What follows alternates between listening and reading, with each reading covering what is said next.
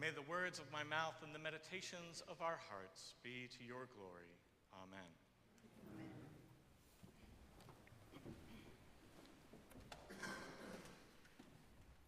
Well, first, let me begin with a word of gratitude. Thank you for welcoming me into this community this morning.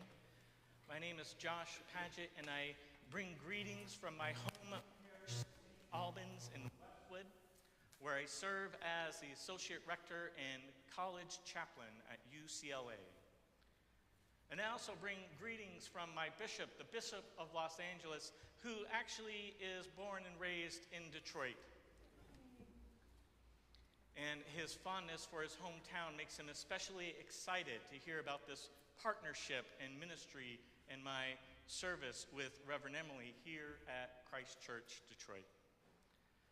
So thank you for welcoming me and also for hosting the film festival that I produced this afternoon. We have 2 screenings for you, and I have always been inspired by Christ Church's commitment to community, opening up the space to foster community connection, and it's inspiring to see how you live out that mission in worship and service and hospitality. Thank you. All right, now let's talk about the gospel, huh? Starting to sound more like a politician than a preacher. All right, the passage that we have just heard, the dishonest manager, can be a little bit confusing, can it not? What do we make of the dishonest manager? Thumbs up, thumbs down. Do we like him or not? Is he the hero or is he the villain? Is he the example we're supposed to follow or the example to stray away from? How are we feeling about the dishonest manager? We don't know. Throughout this parable, Jesus gives us all these twists and turns. He's keeping us on our toes. Our first introduction to the manager, he's dishonest. People have been reporting his bad behavior to his boss, and the boss calls him to account. So we know this guy's shady. But then he goes and he extends grace and forgiveness to the debtors, currying favor for the rich man. Seems like he's on the up. But then we remember it wasn't really his grace to give, was it? He was extending forgiveness from someone else's seat. So we feel like, well, I don't know how to feel about this guy. And then at the end, it seems like Jesus praises him. He says, gain friends from means of dishonest wealth. But then at the end, he also kind of has a backhanded side to say, this dishonest wealth is really not what I want you to be doing. Jesus is constantly shifting the sands. And I think he's doing that intentionally to invite us into seeing layers in this world.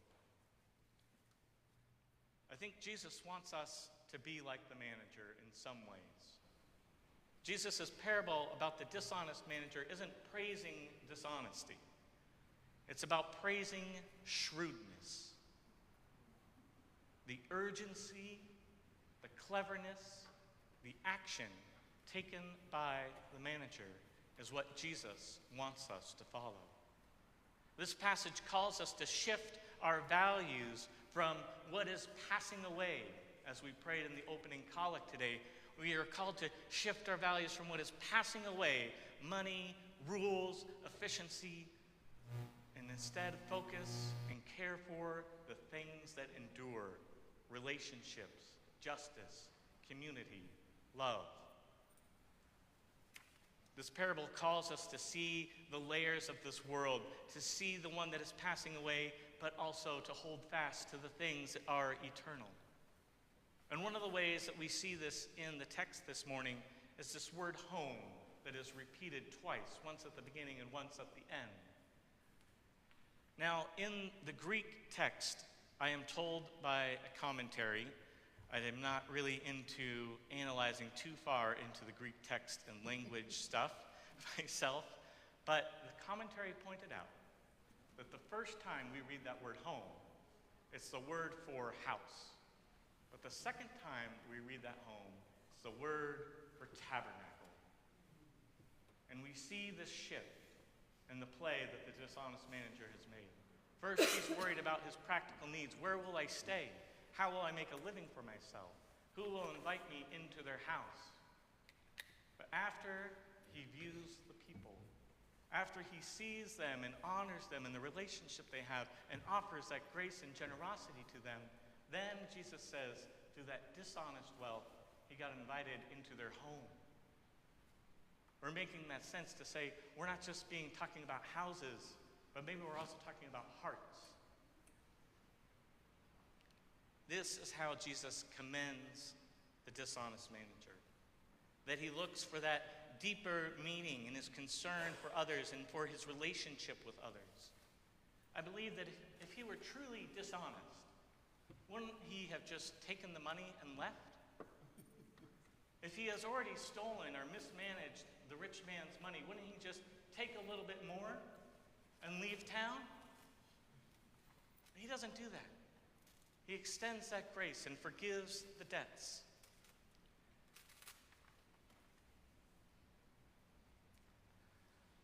I don't think that Jesus is commending dishonesty in this.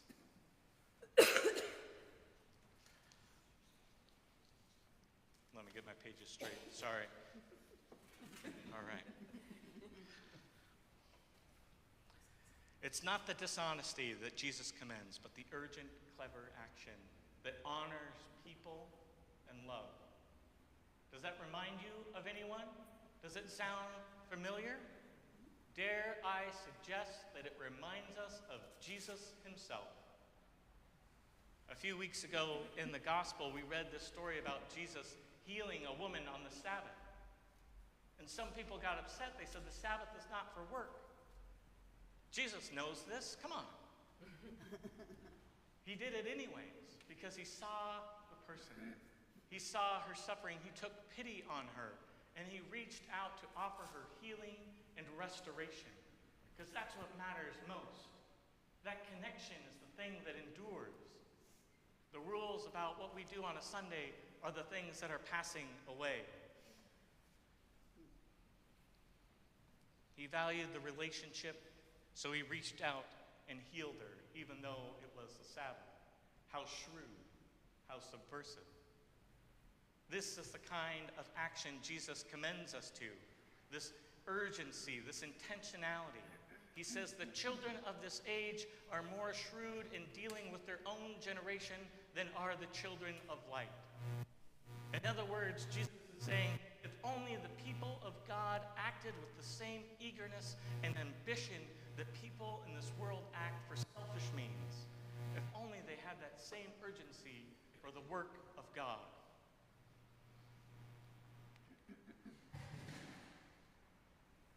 So where do we see this kind of shrewd, subversive action today? Can you think of any examples from the news? One example I bring with me from Los Angeles is an example about traffic. Now, Detroit is the motor city, and LA is often thought of as a car culture city, so I thought I'd give us a good car-based example. There's a neighborhood in Los Angeles where a group of concerned neighbors noticed that an intersection was particularly dangerous. A lot of people had been hit or had close calls by the cars. So they petitioned the city to install a crosswalk. We need a crosswalk here, it's too dangerous. And the city took up the project by starting a survey and doing some analysis and some data gathering and scheduling it out in the programs. And all the while, delay after delay after delay, it still was a risk for the neighbors in that community every day. So this group decided what they would do. They went out to Home Depot and got a bucket of white paint. They got some safety vests and paint rollers and painted their own crosswalk across the street. Was that dishonest? Maybe. Was it shrewd? Absolutely. They valued their neighbors' lives over the policy and bureaucracy of the city. Lives were preserved because of the way they acted.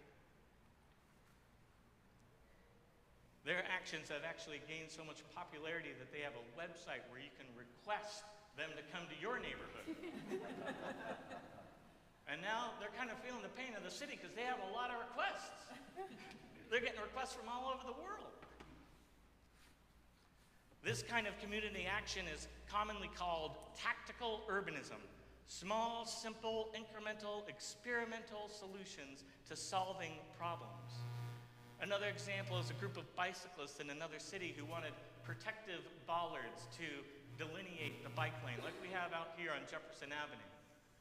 And they said it would really help because it's just a stripe of paint. If we had the bollards that stick up with a reflector, that people would see it and it would be a little more obvious and cars wouldn't veer into there.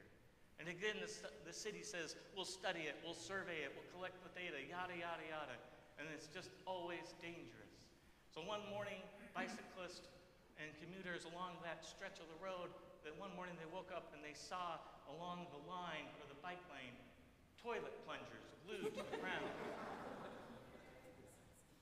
For just a couple bucks, someone went out and got all these toilet plungers, and the plunger makes it flexible so that if a car hits it, it won't be too bad. And it's like these simple solutions are all we need. Other groups took potted plants and put it on the lane, or they set out cones that they had borrowed from other sites. These fixes are temporary, yes, but they're effective. They show the need.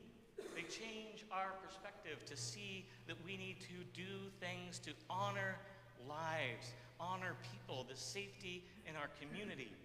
They value relationships more than rules. How shrewd, how subversive. So let me ask this.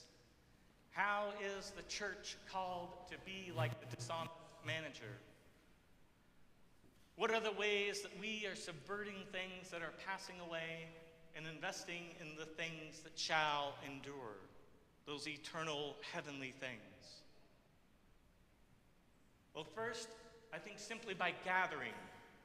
This in itself is a shrewd and subversive act. Being here on a Sunday morning, we subvert the culture of individualism and division. In a world that sorts us into demographics and markets and tribes, we come together across generations, across racial differences, across experiences, across backgrounds, and we worship together. We set aside time to slow down.